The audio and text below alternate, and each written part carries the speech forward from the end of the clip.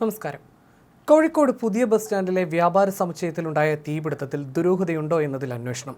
തീ ആദ്യം പടർന്നെന്ന് കരുതുന്ന ടെക്സ്റ്റൈൽസിലെ വ്യാപാര പങ്കാളികൾ തമ്മിൽ 1.5 മാസം മുമ്പ് സംഘർഷമുണ്ടായിരുന്നതായി വിവരമുണ്ട്. കത്തി നശിച്ച വ്യാപാര സ്ഥാപനത്തിന്റെ മുൻ പാർട്ട്ണറും ഇപ്പോഴത്തെ പാർട്ട്ണറും തമ്മിലുള്ള തർക്കത്തെക്കുറിച്ചാണ് പോലീസ് അന്വേഷണം.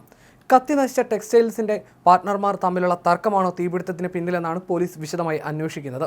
നിലവിൽ കോട്ടൂളി സ്വദേശിയായ മുകുന്ദന്റെ ഉടമസ്ഥതയിലുള്ളതാണ് ടെക്സ്റ്റൈൽസ്. ഇതിന്റെ മുൻ പങ്കാളിയായിരുന്നു പ്രകാശനും മുകുന്ദനും തെറ്റിപ്പിരിഞ്ഞു. പിന്നീട് പ്രകാശൻ മറ്റൊരു ടെക്സ്റ്റൈൽസ് ആരംഭിക്കുകയും ചെയ്തു. എന്നാൽ ഇരുവരും തമ്മിൽ ചില കാര്യങ്ങളിൽ തർക്കമുണ്ടായിരുന്നു. ഇതിന്റെ പേരിൽ പ്രകാശൻ മുകുന്ദനെ കുത്തി പരിക്കേൽപ്പിച്ചിരുന്നു. കേസിൽ പ്രകാശൻ ഇപ്പോഴും റിമാൻഡിൽ കഴിയുകയാണ്.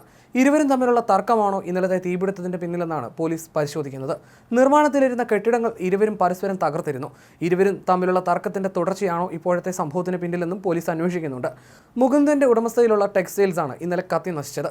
ഇന്നലെ വൈകിട്ടാണ് തീപിടുത്തമുണ്ടായത്. കരിപ്പൂർ എയർപോർട്ടിലെ സ്പെഷ്യൽ ഫയർ യൂണിറ്റുകളടക്കം എത്തിയിരുന്നു.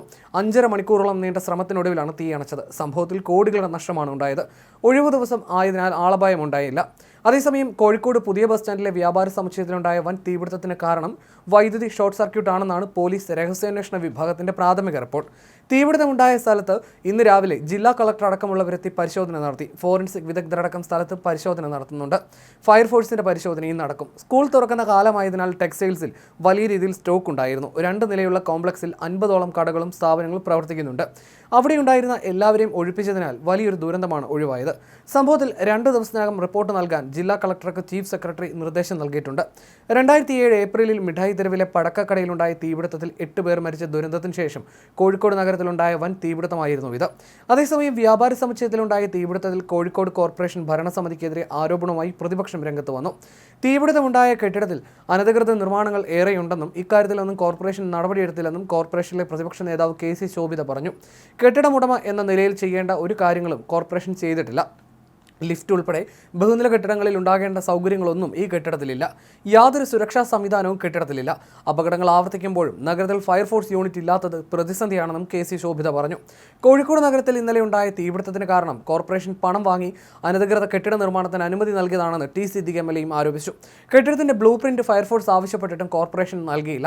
ഫയർ ഓഡിറ്റ് നടത്തുന്നതിലും വലിയ വീഴ്ചയുണ്ടായതാണ് തീപിടുത്തത്തിന്റെ വ്യാപ്തി കൂട്ടിയതെന്ന് T സിദ്ദിഖ് കോഴിക്കോട് ആരോപിച്ചു. വളരുന്ന കോഴിക്കോടിനെ തീപിടുത്ത നഗരമാക്കി മാറ്റിയത് സർക്കാരും കോർപ്പറേഷനുമാണ്. ആരാണ് തീപിടുത്തമുണ്ടായ കെട്ടിടത്തിന് മുകൾ ഭാഗം കെട്ടിയടയ്ക്കാൻ അനുമതി നൽകിയത്? ഇവിടെ പണത്തിന് മുകളിൽ പരുന്തും പറക്കില്ല എന്ന അവസ്ഥയാണെന്നും T സിദ്ദിഖ് ആരോപിച്ചു. കോഴിക്കോട് നഗരത്തിൽ 5 മണിക്കൂർ പരിശ്രമിച്ചിട്ടും തീ അണയ്ക്കാൻ സാധിക്കാത്തത് അനുഭവത്തിൽ നിന്നും സർക്കാർ സംവിധാനങ്ങൾ പാഠങ്ങൾ പഠിക്കാത്തത് കൊണ്ടാണെന്ന് BJP സിറ്റി ജില്ലാ പ്രസിഡന്റ് പ്രകാശ് ബാബുവും കുറ്റപ്പെടുത്തി. മിഠായി തെരുവ് തീപിടുത്തത്തിൽ നിന്നും മെഡിക്കൽ കോളേജിൽ അടുത്തിടെയുണ്ടായ തീപിടുത്തത്തിൽ നിന്നും പാഠം പഠിക്കാത്ത സർക്കാരാണിതെന്നും അദ്ദേഹം ആരോപിച്ചു. അതേസമയം സർക്കാർ വിഷയത്തെ ഗൗരവമായി കാണുന്നുണ്ടെന്നും സമഗ്രമായ അന്വേഷണം നടത്തുമെന്നും മന്ത്രി AK ശശീന്ദ്രൻ പറഞ്ഞു. ഏത് ഭാഗത്തു നിന്ന് വീഴ്ചയുണ്ടെങ്കിലും നടപടി സ്വീകരിക്കും. ഇത്തരം ദുരന്തങ്ങൾ ആവർത്തിക്കാതിരിക്കാൻ കർശന നടപടി സ്വീകരിക്കുമെന്നും AK ശശീന്ദ്രൻ പറഞ്ഞു.